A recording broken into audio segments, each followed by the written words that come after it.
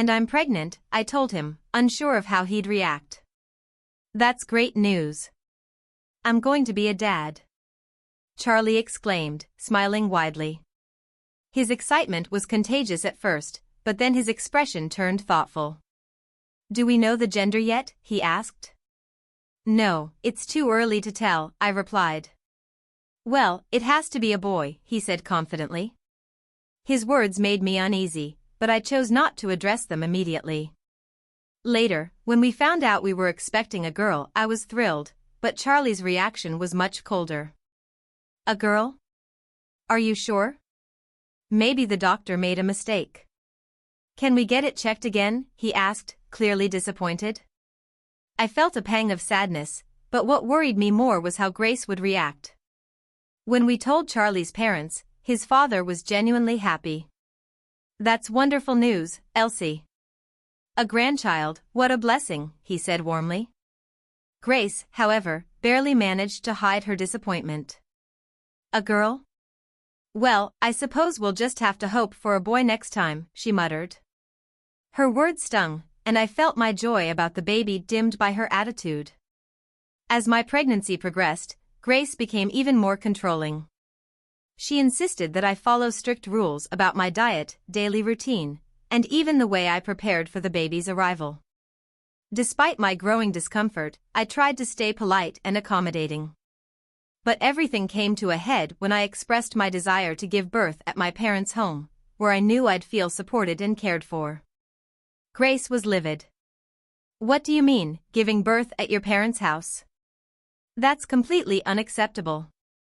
You're part of this family now, and this is where you belong, she declared. I'll be more comfortable with my mom and sister there to help me, I explained, trying to keep my voice steady. It's just for the delivery. I'll come back after. No, you won't.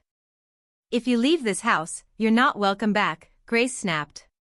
When the day came that I started preparing to go to my parents' house, Grace erupted in anger. You're abandoning your duties here, she screamed, pulling at my arm. She forcibly shoved me out of the house while I was still in my pajamas, not even allowing me to grab shoes or any of my belongings. All I had was my phone. Shaking and humiliated, I walked barefoot to a nearby diner and called my mom. Within minutes, she arrived, furious about what had happened. My sister came with her, and they wasted no time rallying behind me. Together, they set plans into motion that would change everything for me, Charlie, and his family. That moment of being thrown out was the breaking point. It wasn't just about Grace anymore, it was about realizing the lack of support from Charlie and the toxic environment I had been living in for far too long. Something had to give, and I finally had the strength to make it happen. I'm pregnant, I revealed to Charlie. That's great. So I'm going to be a dad. Do we know the gender yet? He asked, clearly excited. Not yet. Does it matter to you? I responded, already sensing something deeper. Of course, it matters. It has to be a boy, Charlie declared with confidence. Being an only child, I knew there was pressure to have a son to carry on the family legacy. What if it's a girl? I wondered aloud, starting to feel nervous. Don't worry, I'm sure it's a boy, he reassured me, but his insistence left me uneasy. When we found out we were having a girl, I was thrilled, but Charlie's reaction was far from enthusiastic. A girl? Are you sure? Get it checked again, he said, his voice laced with disappointment. His reaction left me anxious about how Grace would respond, but I knew we couldn't keep the news from her forever. One evening, Charlie finally told his parents. His father was overjoyed. That's wonderful, Elsie. We're finally going to have our first grandchild, he exclaimed with genuine happiness. Grace, however, reacted coldly. A girl, not a boy?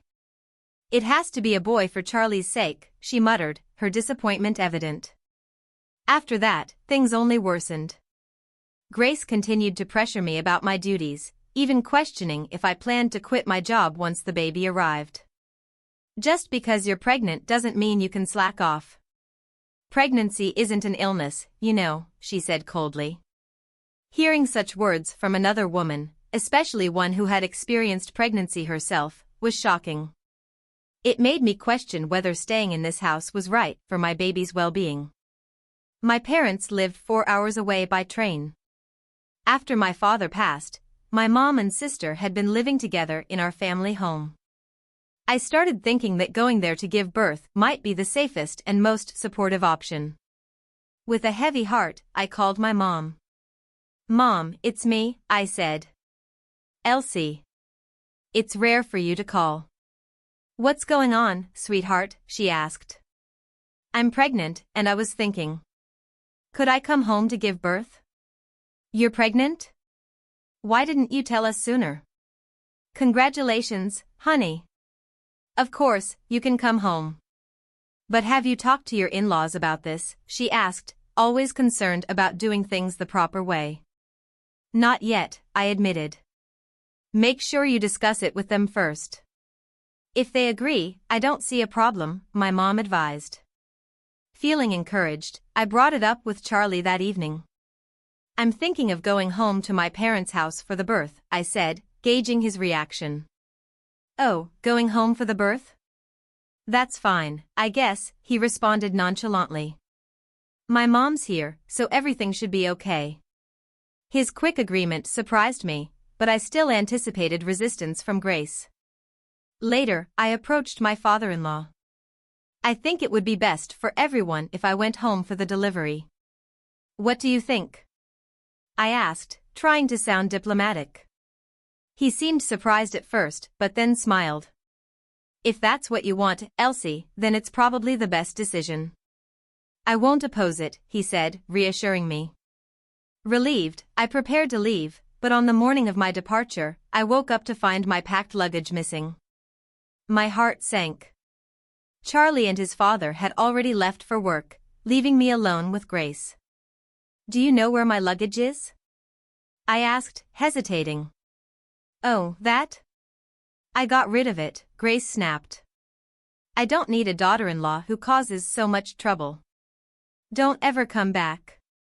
She shoved me out of the house before I could react. Dressed in pajamas, barefoot, and clutching only my smartphone, I heard the door lock behind me with a definitive click. Shaking with anger and humiliation, I called my mom, who was furious and promised to come immediately. While waiting, I walked to a nearby diner and tried to process what had just happened. My mom arrived soon after and drove me straight back to our family home, where my sister was waiting. I told them everything, Grace's harsh treatment and Charlie's lack of support.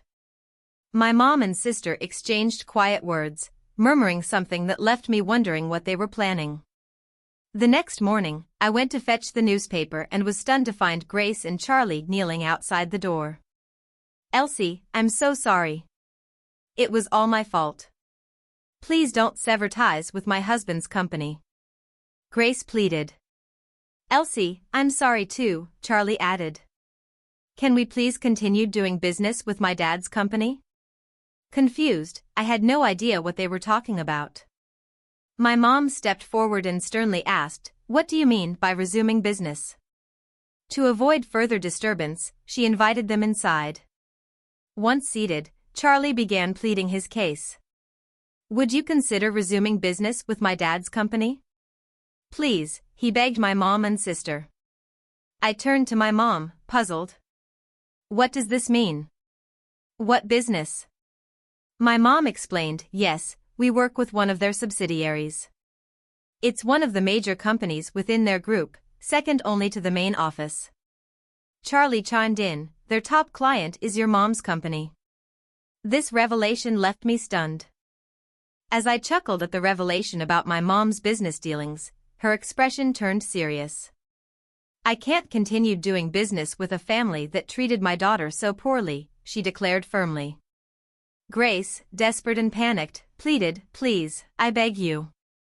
I'll do anything. Could you reconsider?"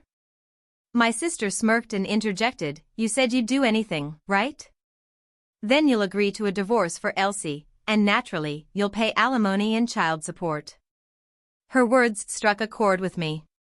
Just the day before, Charlie had shown no remorse, coldly telling me I deserved everything that was happening. Silently, I agreed with my mom and sister. Any affection I once felt for Charlie had long since disappeared.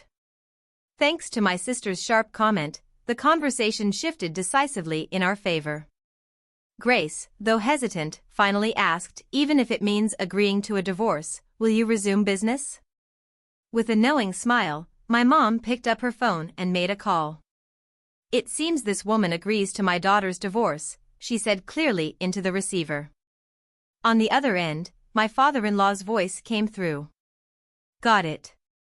Hey, Grace, I'm divorcing you. And Charlie?